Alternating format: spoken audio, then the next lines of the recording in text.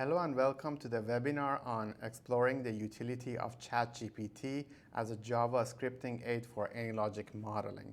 My name is Arash Mahdavi. I'm your host today. I'm the AI and Simulation Program Manager. And here with me, we have Tyler Wolf-Adam. He is the Simulation Modeling Specialist at AnyLogic North America.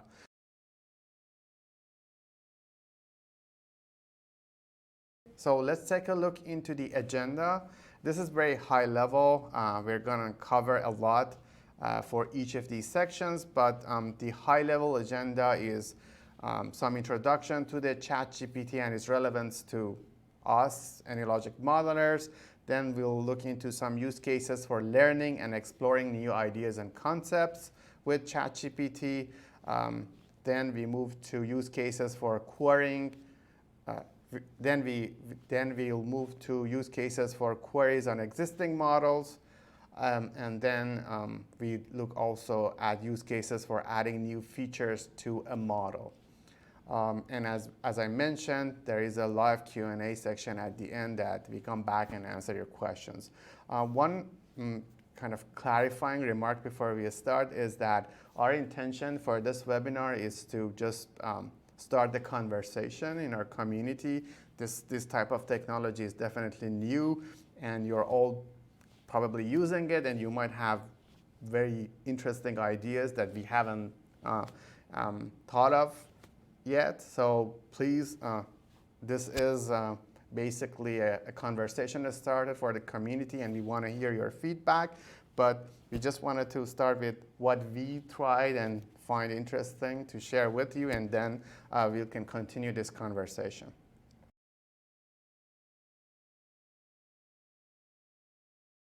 Let's start with the introduction. I know that we all have been hearing about ChatGPT in the news and all over the internet for a few months now, at least. So we don't want to repeat those type of conversations. But at a high level, it's good to know what ChatGPT is about. And for some of you who may not have tried it, Tyler is going to kind of give us an introduction, a high-level introduction to ChatGPT. Yes, thank you, Arash. So, like you said, at a very high level, ChatGPT is what's known as a large language model, essentially trained on an immense amount of data, and it's interfaced through, at least traditionally, through a web or a chatbot-like interface. And let me actually just pull up an open window just to give you a kind of live demonstration of how the interaction process works. And so one thing I'll note before I start this is also that while our focus here is on ChatGPT, we chose that this provider is just because they're the cutting edge provider currently, but given that other providers that you might have heard about, like the Being AI, are all trained on similar concepts, these ideas that we are exploring here today will also likely apply to others as well. So take, for example, if we just ask it a basic question like, can you tell me about modeling in the AnyLogic software, specifically about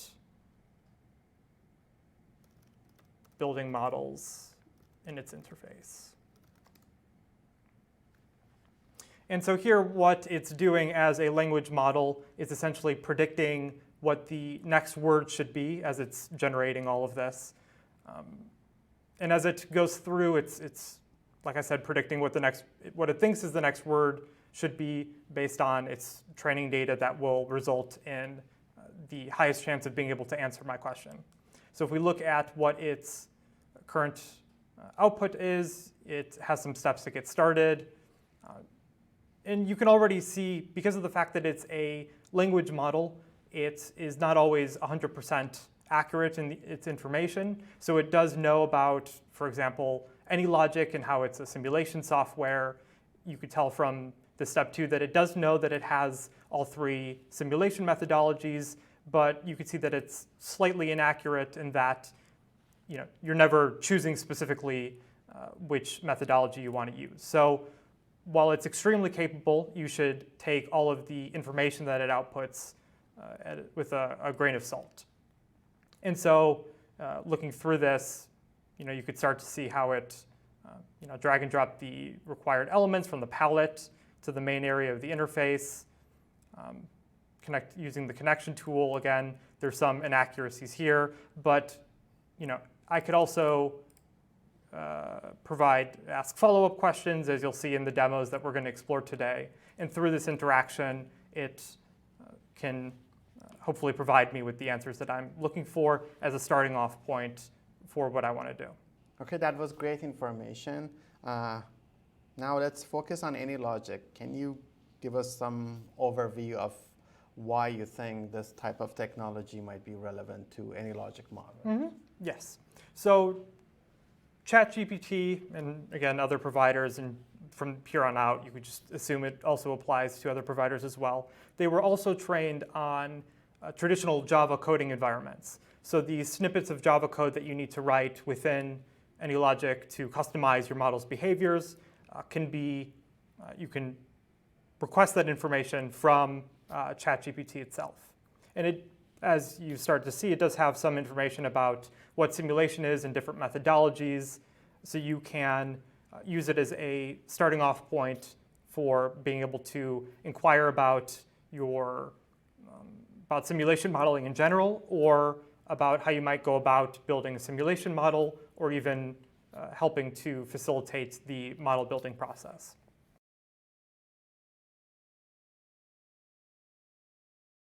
Let's move to the first section of our conversation today. So the first one is use cases for concepts or idea generation. And there are some things that we wanted to cover here, but one interesting aspect of these language models is because they know, or specifically this one, because it is trained on large amounts of code, you can use it as a way of learning programming. And in our case, Java.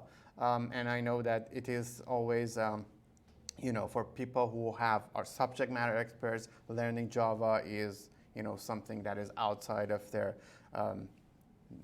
usual skills. So it's good to know that something like this might help. So Tyler, can you walk us through some of your thoughts about using ChatGPT for learning Java? Yes, absolutely. So for this sort of question, what we can start by doing is giving it context about our background so that it knows that and can formulate a response based on that. So I'll start by saying, I'm new to programming and about to use a software that uses Java. Can you tell me about variables, functions, collections? You might hear about other various different programming concepts from the training, such as imports and classes. And as a new technology, sometimes it is prone to little hiccups, so we can try asking it again. And so as you can start to see, the verbiage that it's using is such that it's conducive to the fact that it knows that I'm new to programming. So we can see that variables are used to store data values. They can be numbers, text, other types, declared using a data type, such as int for integers. And then it gives an example. Here's a short example. Functions are methods, blocks of code that perform a specific task. In Java, functions are also called methods. They could take inputs, return some outputs. You can call it by its name and provide any of the inputs, and then execute some code. So here's an example. So you could start to see that because of the fact that, for one, we haven't specified that we're using AnyLogic, but also in case it's not trained on sufficient amount of information to be able to provide that level of detail in its context, it's good to know be familiar with the very, very basics of the syntax so that it's is a little bit less intimidating. But as you'll see in the following demos, there's actually something that we can do to work around that. And I think, Tyler, one thing that it's very interesting to me and is different from other methods of learning programming is that this is completely interactive. So you can keep asking questions and focus on a specific part that you don't understand. You can ask as many follow-up questions as you want. And it keeps kind of showing you different examples and different ways. And you can even write your own code, paste it back and see where the problems are. Even in debugging, it helps you by just copy pasting the error messages that you get. It tries to actually figure out what's going wrong. So that's pretty nice. But one other thing that I wanted to add, probably somebody wants to start learning a programming language with this. They need to spend like a week on learning some conceptual ideas of what different components of a programming language is, and then start with this. So you cannot just start from complete, blank and try to learn it. So you probably can do that too, but I feel like if somebody spends a week of watching tutorials passively, then you have some keywords to ask for and you can interact with this better. Okay, so that's good starting point. And that's actually one of the most challenging bits for most people. But let's move to the next part in a modeling context. So one of the biggest challenge for people who specifically are new to modeling is, how can I architect my model? How can I come up with some architecture that captures the system that I want to model? And that is something that needs lots of experience, both in the modeling aspect, abstracting away from the complexity, and also you need to understand the system that you wanted to model. So because of these things, there are some complexities here. So Tyler actually explored this. So let's see if there is ways to get some help from ChatGPT. Yes, so for this, what I'm actually going to do is I found a few different good use cases for this. I'm going to try this today on this model. So if I go to one of the built-in example models, let's say the supply chain model, and go to the description of it. And so in this supply chain example here, it gives a description of the different, in this case, the agents that are in the model, and then some of the behaviors of it. If I go ahead and copy this, let's start a new chat. And so each chat is isolated from one another. So we could start a new chat and tell it that I'm looking to build a supply chain model inside of AnyLogic. The following is a brief description of what I'm looking to do. Can you give me advice for the different agents I should create and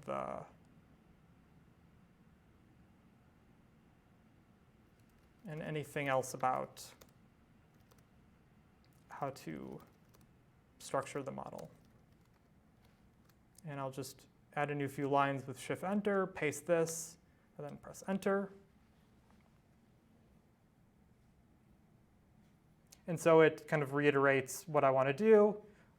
Then here's some suggested variables and parameters. So for the retailer, adding inventory level, order quantity, backlog, cost, lead time. Same for, or similar things for the wholesaler and the factory. And then it starts with, to model the customers. You can actually use the source block to represent the arrival process. This is just one way of going about to model that. And then it goes into different things about setting up the schedule, modeling the cost, though some things are a little bit less relevant, like the cost block. We can also then follow it up and ask it about what might be some KPIs or outputs that I should add.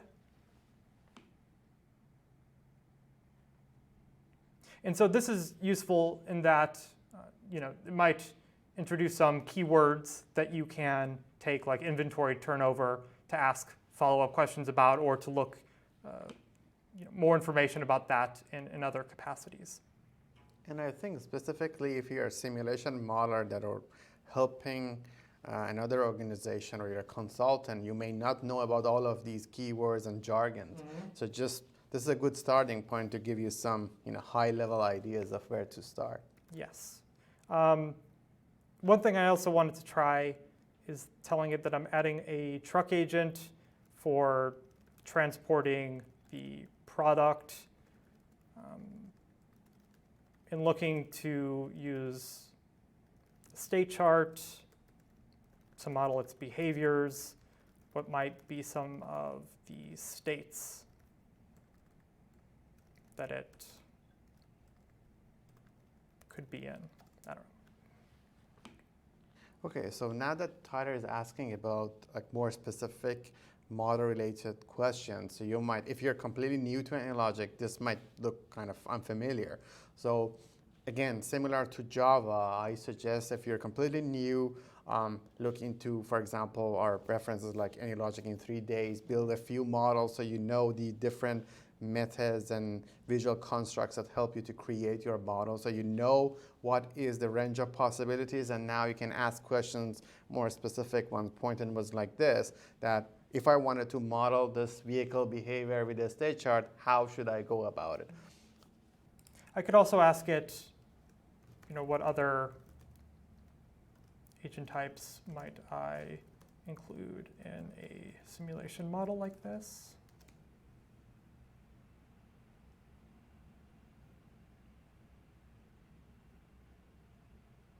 And so now it's getting down into more kind of lower level analysis of the different parts of the operation. Actually, one thing that I might try doing is some of the proposed types have some similarities in the behaviors. Can this be condensed to a select list of agent types?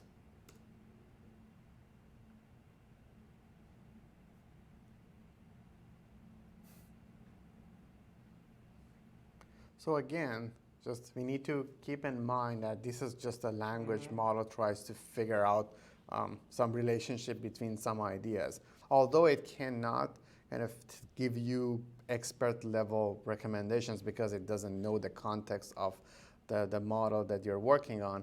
But it's just like when you're stuck, it gives you some ideas. It might be a way to get out of some loops and think about different ideas, and it's a conversation started basically. And the other thing is that if it ever seems to be getting off at a kind of weird trail or direction, because of the fact that each of these chat windows are completely isolated from one another, you could just simply open up a new one and maybe start a new prompt. Like I'm building a supply chain model in AnyLogic. What are the agent types I might have?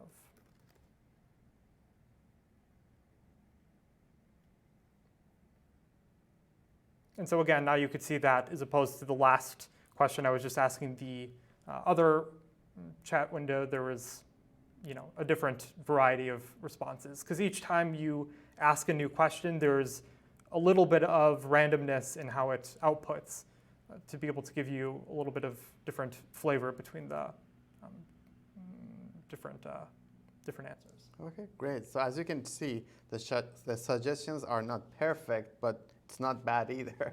So it's pretty relevant. And if you look into some of the example models, they are using similar agent types. So it's close to what it should be. So next one, we actually explored some other ideas. And this one is when Tyler tried to ask the chat to give him recommendation to build the entire model. And I'm very surprised that they actually did something meaningful. It's actually more than that. So let's get to the next part. Okay, yes. So let's switch to ChatGPT 4 since it's a more advanced version of it. I'm going to add the information about what I wanted to do. So I'm looking to build a system dynamics simulation inside of AnyLogic depicting vast diffusion model with that information from the description. What objects would I need and what should they be set to?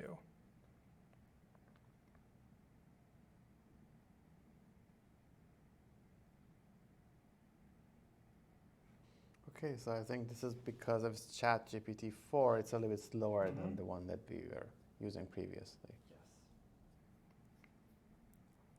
So surprisingly, it gets all the pieces correct. And we'll see if we can actually.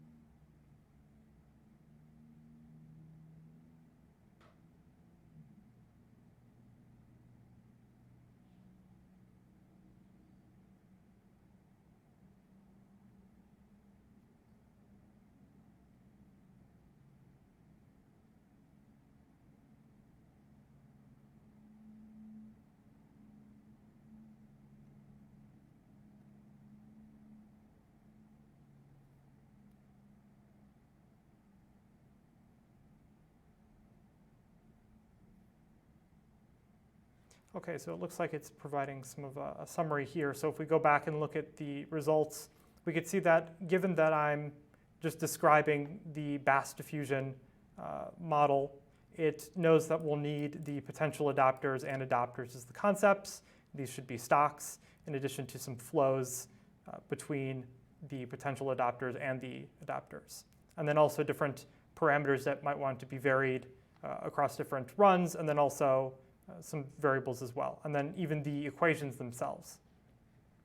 I actually built this example at a previous point using a prompt that I did before. If we look at the adoption rate, it is the variables that it had described here, and I also included some kind of prefixes just to make it slightly easier to read. And then what you can even do is so that it gives you a starting point, because in the description it just says to use the values that are done based on your research.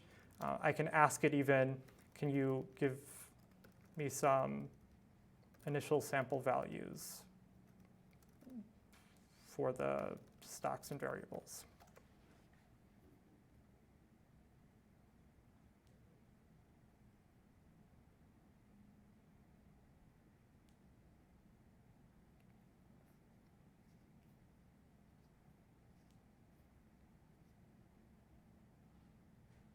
So the potential adapters, it suggests to be 10,000, which I can actually just plug in here.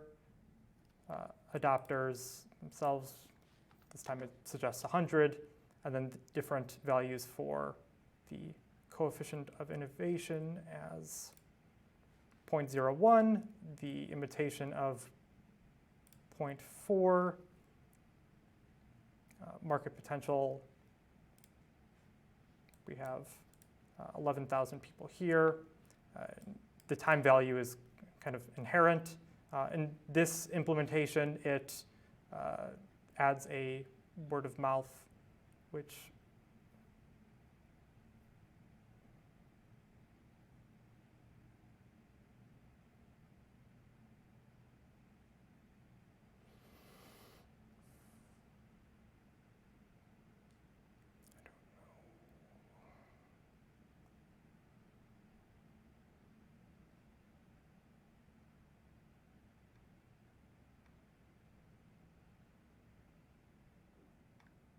where the mouth seems to be an extraneous, unlinked value that it doesn't seem to be used anywhere else. But if we go ahead and run based on the initial values for the other variables that it had given us, just to be able to test this out. And this is a pretty standard output. And we can go ahead and read some of the context and description that it gives for the values that it chose, and also information about why the values are set to or suggested as the things that it did suggest. Okay, as you can see from the descriptions and what you see on the screen, it is not perfect, but it is really close to getting it almost everything right. And this is a very generic model. I'm sure there are hundreds of thousands of examples of this on the internet. So it probably won't perform like this on other ideas or different types of systems. But the fact that it can get it right for this model still is extremely surprising to me personally. Yeah, I was surprised not only that it had equations, but they corresponded to the variables that it had already previously defined, and that it follows kind of a standard equations that you could find. And just to clarify one thing is, it is a kind of artificial intelligence, but just the fact is it doesn't have a memory, so it does not, like with a normal way, like on a hard drive, it doesn't record these things as they see them. So it tries to learn from those examples. So it learns something that results in its capability to reproduce something like this. So it's a reproduction. It's not from memory. It's not a copy-paste from what it has seen and recorded in its kind of brain. It's just like it learned some ways that these things are working together and it can reproduce it. It's a simple model and example, but still, to me, it's showing that it is at some point, maybe even in a short time, to be able to do some causal inference or some things that are similar to causal inference, which is fantastic if it happens. Yeah, and one thing I just want to clarify on something that you just said is that the learning that it does do happens during its training process. And once that training process is finished, it is frozen essentially in its kind of upper bound of its capability. So even if I were to correct it that an equation is wrong, this wouldn't change it in any way. It would need to be retrained. So it would need to be retrained in order to have that for future uses and conversing with other people.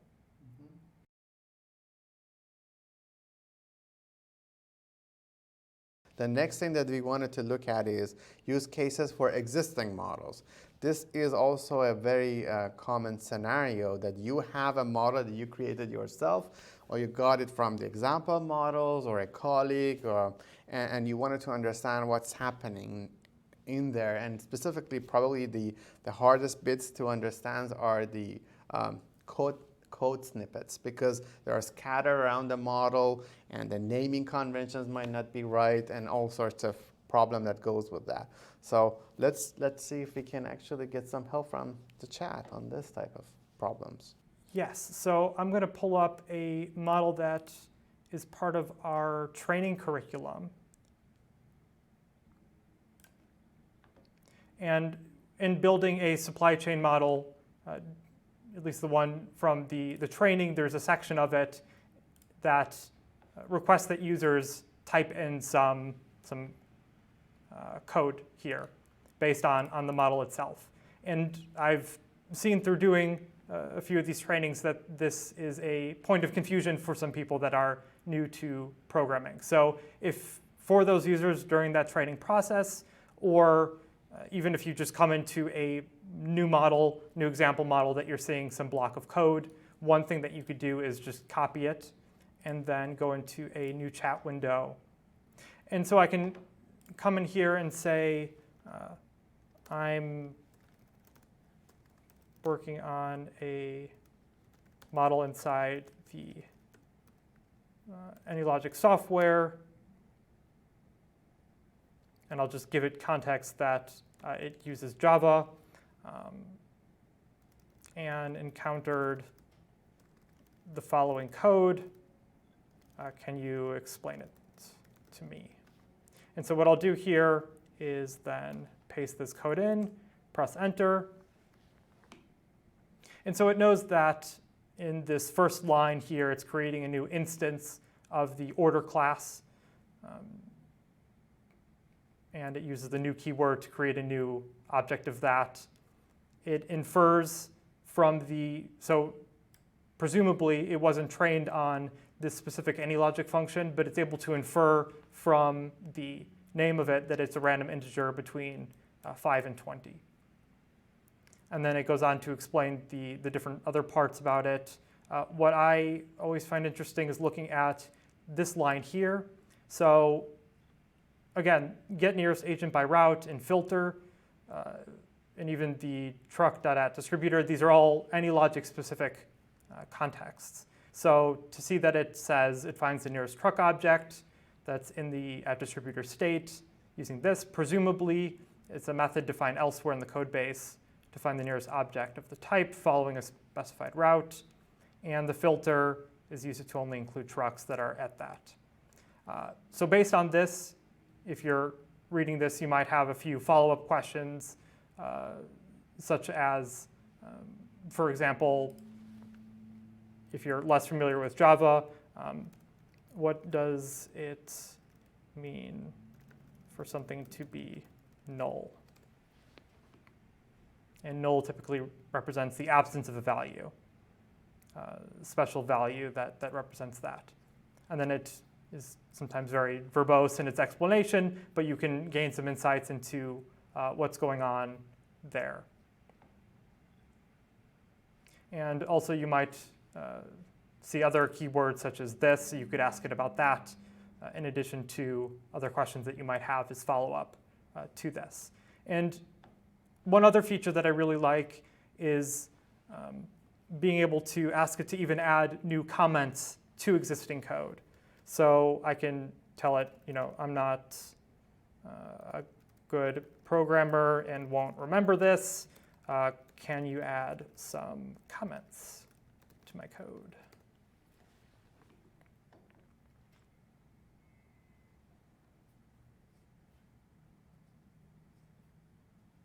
And so here it gives a more English version of what's happening in each line. I can now copy this, and if I wanted to, I could replace what was previous there with this updated text and be able to know that in the future, if I ever run into this model, I'll have a better starting point for understanding what's happening in the model. Okay, I think it was very interesting to add comments as well here. So just to wrap this section up, you also showed me some interesting scenarios, or one interesting scenario that you tested, that you had the piece of code with some unknown parameters, variable names that you wanted to figure out, and you used ChatGPT to help you with just understanding what the naming convention is, or naming names are. Yes. Yeah, so I was working with another model in which I previously had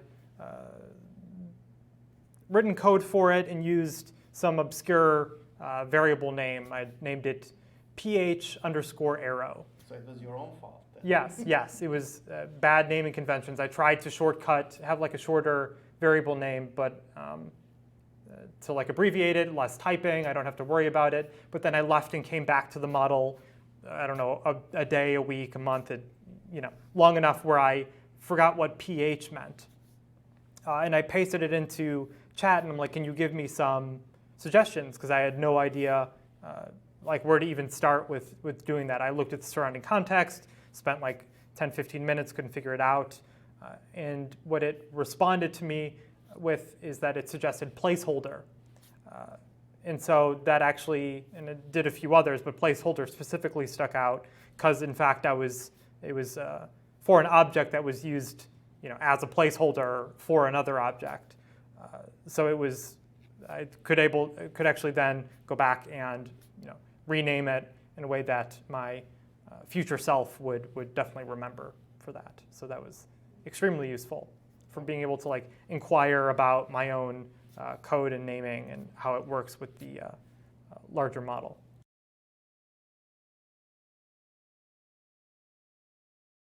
In the next section, we are going to look at use cases for adding new features to a model.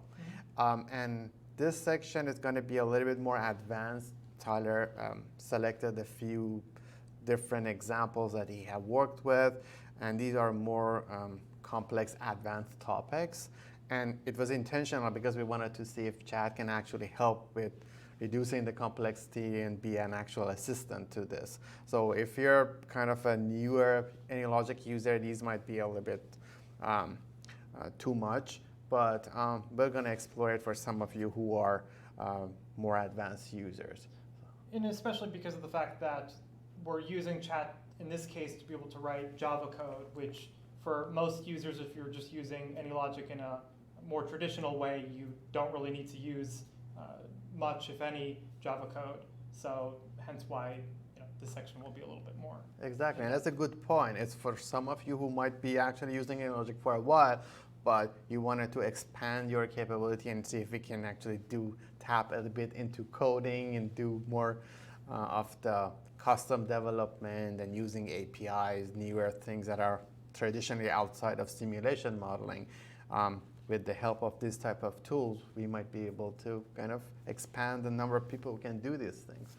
So the first thing that Tyler is going to show is exploration of customization of agent placement on the screen. So there are some default modes that AnyLogic automatically do that for you, but there are some cases you might want to actually put your agents or place them on the screen in a very specific way, and then that would become a custom development. So let's see if chat can help us with that type of scenarios. So for this example, I have a few things pre-prepared.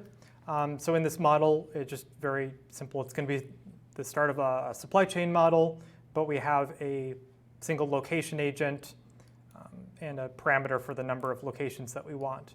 So as we know, AnyLogic comes with a variety of different preset layout types, but like Arash was saying, we might want to customize that. So in this case, what we might want to do is to be able to, if we have replicated instances of this object, to be able to spread them out across a given area and center them in the middle so that it's more visually appealing. So we need the value for where to place the X position for it. So I have a prompt just for the sake of being able to replicate this more easily, but that I'll just copy paste, where I'm just saying I'm using Java to set the position of an object. I need to set the formula of the X position between 100 and 900, spread out equally, centered in the middle. You could use index for the current index and num locations, which is my parameter for the total population size. And if I go to paste that in,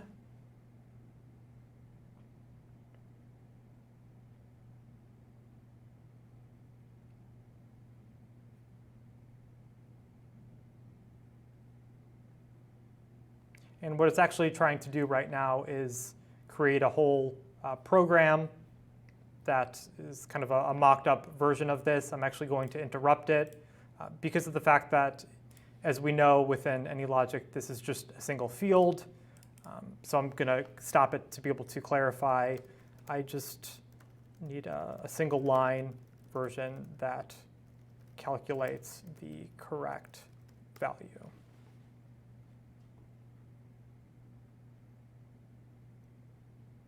And so you could see that unlike other chatbots in previous years past, I don't need to set the, give all that context information. It remembers all the values that I had previously sent.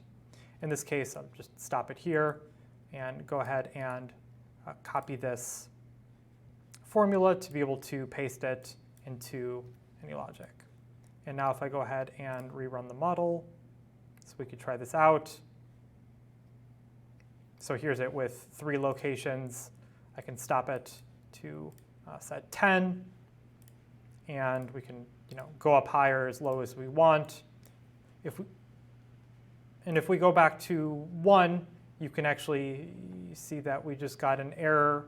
And if we look at that, it looks like the model error is divide by 0. So even without knowing the source of why this happened, we can go back and say that when I tried it with just 1 in the population, it gave me the error, divide by 0. And so you can see that it is able to modify this, and it uses a ternary operator, which even if you don't know what that is, you can see that it is able to update itself to be able to handle for that. So now if we go back to our properties to be able to set that value, paste in that new one again and rerun it, and it will originally start with 3 locations, but if I now try with 1 again, you can see it correctly places it in the middle. Okay, so that was fantastic to see that you can actually use chat for writing snippets of code that you implement at different parts of your model, and it also can help you with debugging your code and kind of figuring out the edge cases and how to deal with them. So I remember that you also did some experimentation with the built-in database of AnyLogic and how the views mechanism work there. So there are some ways to create the kind of customized views of your multiple tables, but it requires knowledge of HyperSQL syntax, which I don't have. So let's see if chat can help with that type of scenario. Absolutely. For that, let me open up an example model. Again, I'm not going to go too deep into this, but again, this is another scenario where we have, in this case, we're using the built-in AnyLogic database. We have multiple tables of information. These could be from our original data source, and you might have your own set of tables. But we also have this factory agent type. And in this factory agent type, you can see that we have a few different parameters for the name of the facility, the number of each employee type, and also the expected amount it's receiving from the various different retailers. Looking at the 4 different tables that we have here, we have a location table which has all of the informations, and it has placement. That's broken down, or that's utilized by this factory table, which kind of lists just the name. Then we also have a retailer table, which also, in addition to listing its own name, specifies where it requests from and that amount. And then we have employee table for describing all the different locations that it's employed at and then their specific position. So if we want to be able to provide a tabular view for the population of the factories, we'll need a single table that consolidates all of this information that we can then map to the parameters. So this can be done either in advance through some pre-processing, or you could do that within AnyLogic if you're just wanting to import your raw data and be able to process it here through a database view. So traditionally how these work is you select the tables you want to have as input, and I'll just call this factory input. And so here what you can see is that it has this view where it runs this query that it auto-generates, and it lists all of the values based on that. Now in the view that's currently set up by default, it just kind of takes all of that information and flattens it out. But in order to be able to use it by this population, we'll need it to be refactored so that one row is equivalent to one factory, and the columns can be matched to the parameter values within that population. So traditionally what we would need to do is now look into so AnyLogic makes use of HyperSQL for these queries. We would need to look into the HyperSQL user manual if you weren't familiar with it to learn about how to consolidate the data, do the various different joins that are required to do this, and that's can be cumbersome, but we can actually ask chat to generate that information for us. Okay, so now to get started with that, I've kind of already come up with the formatting this information just for time purposes, and I'll paste this in as an initial prompt. So what I'm doing here in this new conversation is providing it all the information about my database query. So I let it know what the table was and the different column types and the data values, and then also mentioned the different constraints, so the primary keys and then the foreign key references. And so now I've pasted in this information, and it acknowledges the fact that it received the tables and its information, and it tries to start to submit some sample queries, but actually I just canceled it because now what I can do is just copy the secondary prompt that I have for my actual query.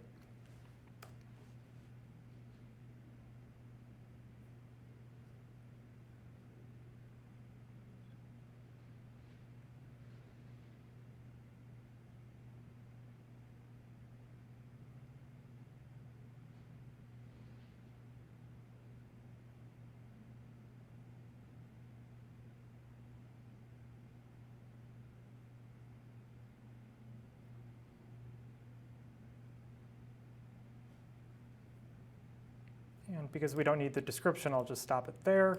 Let's be able to copy this and go into my this view. Let me just close the other windows since they're not needed anymore. And now I should be able to just paste this in. And so now we can see that for each row, I have my longitude, latitude, and the different counts and the amounts. And so now I can go into my main agent and set up the factories population such that it loads from that database, and now I can set up the different mappings from the columns to that parameter values. And what I'll also note is that what you should always do is whenever you're requesting any sort of code or queries from chat is to always make sure that you go through the process of verifying that the output that it does show is accurate to the underlying data, because as a good practice, you should never take it for granted. But now we could, if we wanted to, continue building this model based on that query. Okay, thank you so much. So I think aside from using chat, you also demonstrated how to use views in AnyLogic, so it was a side tutorial as well. Okay, so I think the last thing that you wanted to show is using third-party libraries inside AnyLogic. And again, this model or this example is going to be a little bit advanced, but it's a pretty interesting use case using external APIs inside AnyLogic, and it needs kind of programming, is mostly programming and coding, which is different from the regular use case of AnyLogic, but we wanted to see if we can expand the horizon of things that we can do with this type of tool. So, and I think you also wanted to show us how you can engineer the prompt or prime the prompt in a way that you already showed it in the previous example, that you gave it more context about the model, but I think there are more advanced techniques that you wanted to show. Yes, absolutely. So for this, I'll clarify and say that for this example, and let me just pull it up here. So traditionally, when we're wanting to have some data connections within our model, we can reference an external database or an Excel file for those inputs. So this is the start of a model, a very high-level model, and here we're having a population of state agents where each agent represents a single state. And it has information about the state name and then also the population. As an aside, AnyLogic comes with this kind of US icon with each of the states. And it has this naming scheme of shape plus the two-letter identifier for that state. I actually used chat previously to set up code that will only make visible the state that is inputted as the parameter value for the given state. So traditionally, we would connect this model and setting up this population of states to an external database or an Excel spreadsheet with that information. But in this case, rather than needing to think about updating that in the future, what we can utilize is a public or accessible API to be able to reach out to a service that will be able to provide this information for us automatically when the model starts up. So in this case, what we want to have variable is the year. So we might want to start the model in 2015 versus 2020, et cetera. So for this, there's a website called Data USA, which provides public APIs about a myriad of different information about the US that's available, to anybody that wants to query it. In this case, I'm going to be using part of their API, which allows you to query the population by state and even submit a request by year. And you can see that I can pass in latest, and it will give me the latest data that it has, or I can pass in another year. And in the return, it has this JSON object, which has a data key, which has a list of objects that have information about, namely the state name and also the state population. So what I want to have in the model is a function that reaches out to this API to be able to query that information, to process it, and then to add the appropriate agents to the model so that it could be initialized. But to do this, I'm actually going to employ an idea, I don't know if it has an official name, but to essentially prime the chat with a copy-pastable block of text to give it some contextual information. So I have that listed here. So in theory, what this block of text is something that I can copy paste into any new, or anybody I could share this even. It gives chat enough information about the context of how to map a Java environment to the AnyLogic one so that you don't need to know about having to re-express all of these ideas every time you need some new information. So just to go through this really quickly, I just tell it some rules about how Java programming in AnyLogic works. Tell it that agent types are like Java classes. When you're wanting to add different objects, they're dragged in from the palette panel and configured in the properties panel. If it goes to request any new class constructors, they should be described as parameters. Java imports have a dedicated import section, and then a population is like an array list with some extra generated functions like the add underscore population name function. So these are all a baseline that you could, like I said, copy paste this into any new chat to provide a starting off point. And even if you didn't understand all of these different bullet points, that's kind of the point, so that when you then go on to ask a question, it can communicate in more of a language that you understand. So to start, I'm going to, again, switch to 4 so that it is the latest, most cutting edge version of that, and start by just paste this information in. And so it acknowledges that and tells me the information that it's requesting from me. So I actually have, again, a kind of pre-written a prompt that will produce the results that I want. So I tell it how in my model I have the state agent type with the parameters and their values, and I have a parameter called year. So I want a function inside main with the following specification. So now I'm going to bullet point the requirements for the function.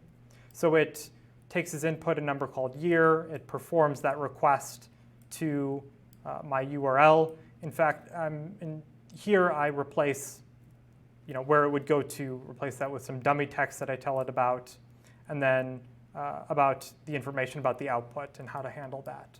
So I have all these specifications, and I need the instructions for how to go about doing that.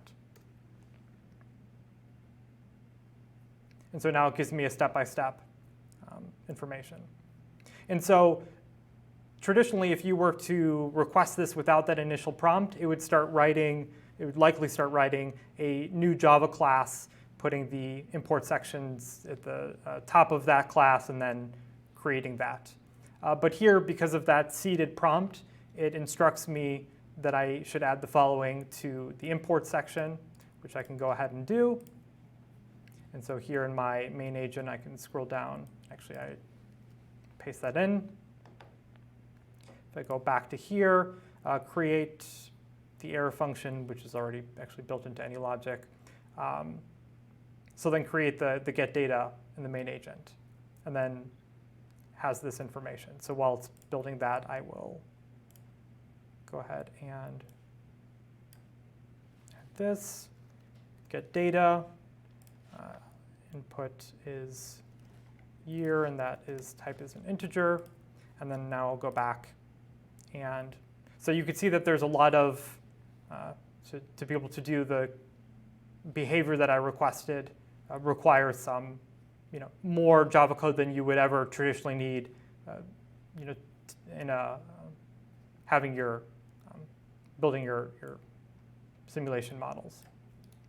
But here we can have all that written for us, and now I will do the mistake, or, do the bad practice of just kind of blindly pasting that in, assuming that it works. And so if I look inside this error, so it looks like it interpreted that part of that initial seeding prompt where I describe the add state function as being an attribute or something a part of this population. So I might actually need to go back and change that to clarify that it's a globally kind of defined function. But with that small fix, so I'm using my human knowledge of AnyLogic to be able to correct that small mistake. And assuming that this works, I can now test it by calling it on startup and running the model. And I didn't follow my own instructions by passing in the year. So part of the instructions is that if the value of year is ever 0, it should assume that the latest should be used. In fact, it looks like that worked, but I need to make one small change, which is to, again, this is an AnyLogic specific function to be able to actually apply that layout so that it has that information. So now we could see that based on the function that chat wrote, it's able to query that information and then create all of the different states and get its information. And I can go back and then test this with other years as well. Okay, so that was really interesting. So as you saw, you still definitely need some knowledge of AnyLogic and how it works, and specific functionalities that makes things work with in the context of AnyLogic. But the part that was mostly programming to call that external API was done almost all by chat, which is kind of opens a lot of door, because AnyLogic has pretty much an open API through all parts of it. You can explore adding all sorts of external tools and mechanism to your model and use them. Okay, I think this is all we had for today. Let's move to the Q&A section and hear from you, and let's have a conversation about what can be done with this type of technology into the future. Thank you. Oh, yes, thank you.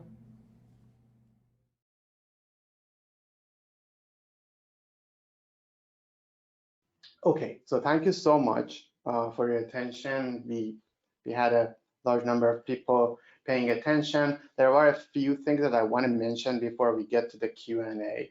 And that is, I mentioned it at the beginning, but you might have joined a little later. Just to repeat that was our first iteration into this topic. We tried to see what are the range of possibilities here. This is definitely not a comprehensive thing, and you might have also tried different variations of these getting assistance from chat that have worked better for you. So this is just a conversation that started, and we are really eager to hear your feedback and things that you have done that might be more innovative than things that we have tested. So that's the first thing. The second thing is specifically near the end of the webinar, you saw that Tyler was copy pasting some of the prompts. Just to clarify, we didn't try to cheat. We didn't try like 100 different prompts and pick the good ones. It was just because of the time and being able to reproduce a meaningful result that matches with what we have seen before. We try to just have a standard prompt and don't type it on the screen, but that's how it works. And as you know, there is some randomness in the result that you get when you ask for the same question. So we just wanted to make it more kind of known to us as we were recording this. And one kind of quick thing that there were a couple of questions about it. The reason that we use chat 3.5 or 3 at some point was just to have it a faster version, and also there was some message cap on the ChatGPT 4. So we just didn't want to use it for simpler questions that definitely was not needed to have a more powerful version of the ChatGPT. So with that, let's jump into your questions. And there are so many great questions. Tyler tried to answer them, some of them as we were going through the webinar. So let's start with this. How combination of above platforms setup help to create digital twins? Are these tools enough to create a digital twin for a system, or do I need to connect AnyLogic model to an external platform system, or maybe with help of API? This is a very broad question. I will just give you a broad answer. In general, still, none of these tools can solve the kind of the question of how you design a model, how you architect it, how you wanted to establish these connectivity with different inputs that creates the digital twin. But because creating a digital twin needs more probably connectivity with external platforms, it might require more programming skills in that context, and chat is a great platform to help you with that type of scenario. So it definitely can help a lot, but it is not at least at the moment, it's not at a place that can help you to just do this from A to Z without kind of good deep knowledge of simulation and how to create models. Okay, so Tyler, this is for you. Does ChatGPT understand the specific or does have a good understanding of AnyLogic classes like data sets, for example? Mm-hmm. Yep. So first of all, is my audio okay? Yes. Okay. To answer the question, so it has understanding, as we saw, about AnyLogic itself.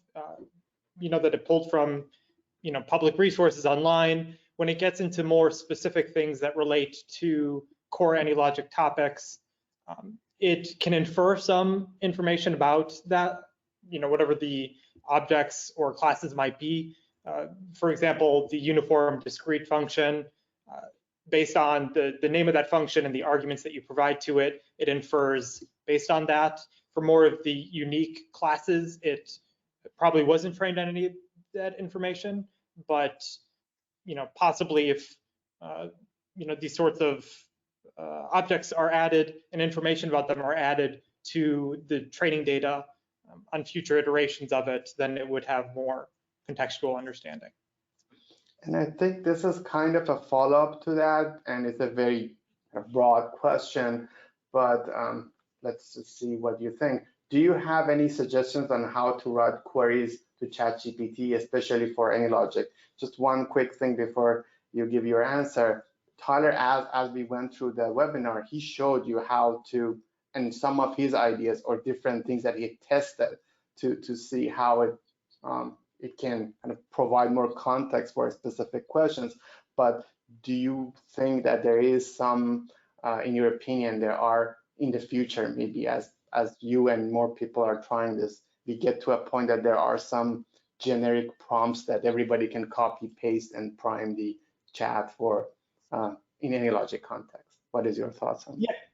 Yeah, absolutely. So again, what we saw in this webinar today was probably the maybe third or fourth iteration of things I was trying. So there might be better ways to condense that information, better ways to format it better, or word the prompt in such a way that engineers it or is in a more conducive way to providing specific outcomes.